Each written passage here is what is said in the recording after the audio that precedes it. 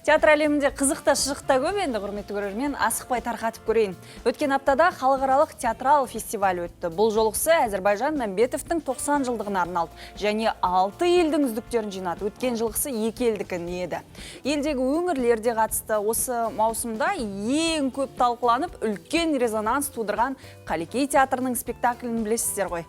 Айтсам сенбейсіздер, Баян сұлу қозы көрпеш қойылымының Қарабайы мен Баяны үздік ер адам мен әйел адамның бейнесін жеңіп алды. Қарабайды жап-жас жігіт ойнап еді. Жасұланның ол рөлге бекітілуі қалай болды дейсіздер ғой? Өзі айтады.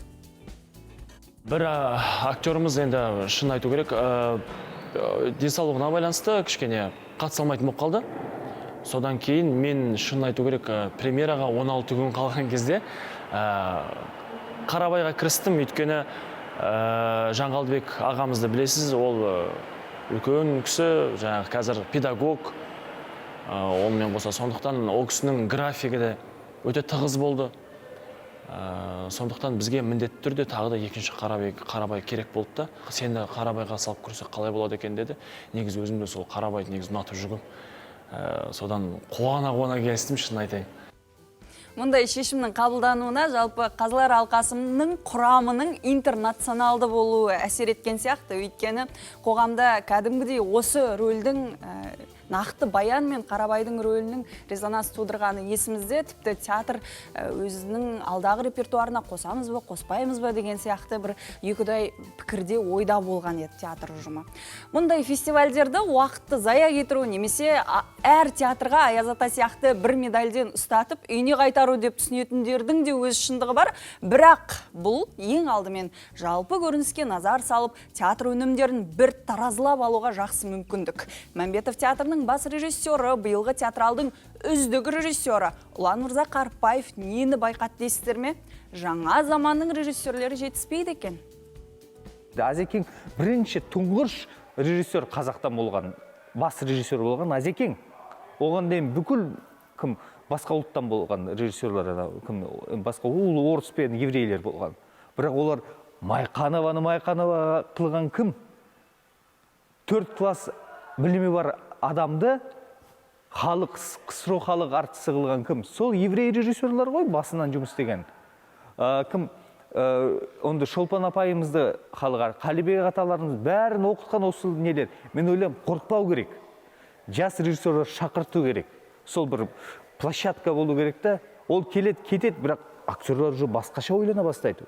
Ойбай, мынандай қойса болады екен ғой. Мынандай басқаша уже ойнаса болады екен ғой.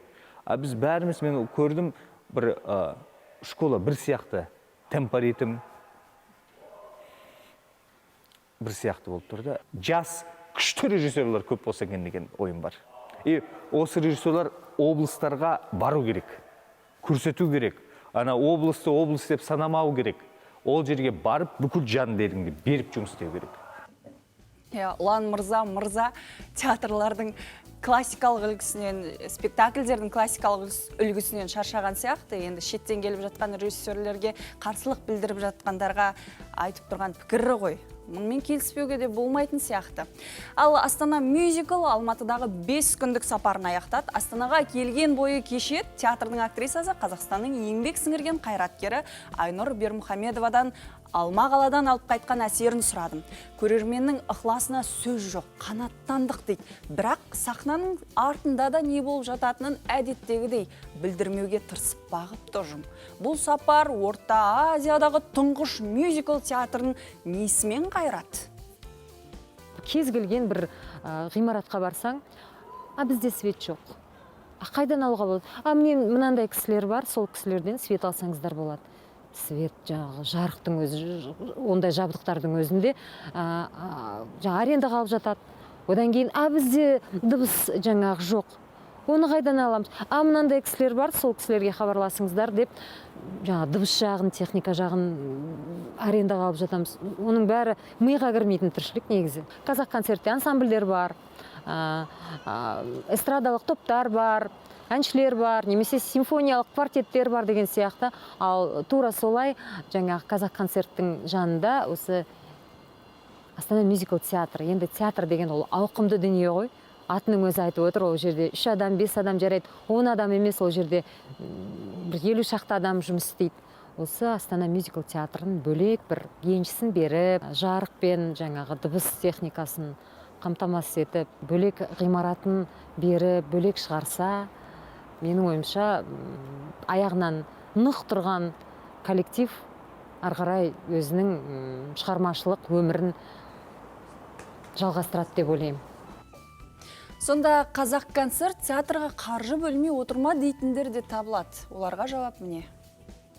Қазақ концерт ұйымына мен ешқандай нем жоқ, рахмет, олар көмектесіп жатыр, олар жаңағы бөлетіндей қаражаттарын бөліп жатыр қойылымдарға. Дегенмен де ол сондай үлкен көлемде еместі. Иә, Еуропаны өз өнерімен тәнті етіп қайтқан театрда техникалық база жоқ дегенге сену қиын, дегенмен жағдай осы. Ал мюзикл арзан дүние емес, оның әлемдегі жалпы бағасы қымбат. Жоқтан бар жасап отырған театрға тек браво. Ал бүгіннен бастап бір апта бойы алматылықтар Орта Азия театрларының өнерін тамашалай алады. Мұхтар Әуезовтің 125 жылдығына орай Қара шаңырақта театр фестивалі. Ал астаналықтарға жұма мен сенбі күндері Астана балет 2 бірдей қойылымын жұп-жұбымен ұсынады. Жақында болған премьера Кармен Сюитаға баруға өзім кеңес берем. Онымен бірге Рикардо Амарантенің Fuego Lento балет сахналанады. Онымен көргем жоқ, сондықтан біздің не күтетінін театрдың көркемдігі жетекшісінен сұрап келдім.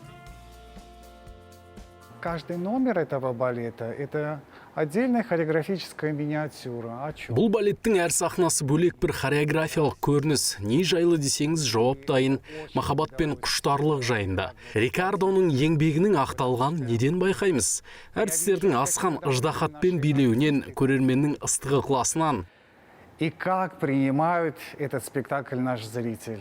Бұл спектакльді көптеген елге алып бардық. Нью-Йорк, Лондон, Монте-Карло жұртшылығын тәнті еттік. Ал жуырда бұл қойылым Грузияға сапар шегеді. И сейчас мы везем этот спектакль на гастроли в Грузию.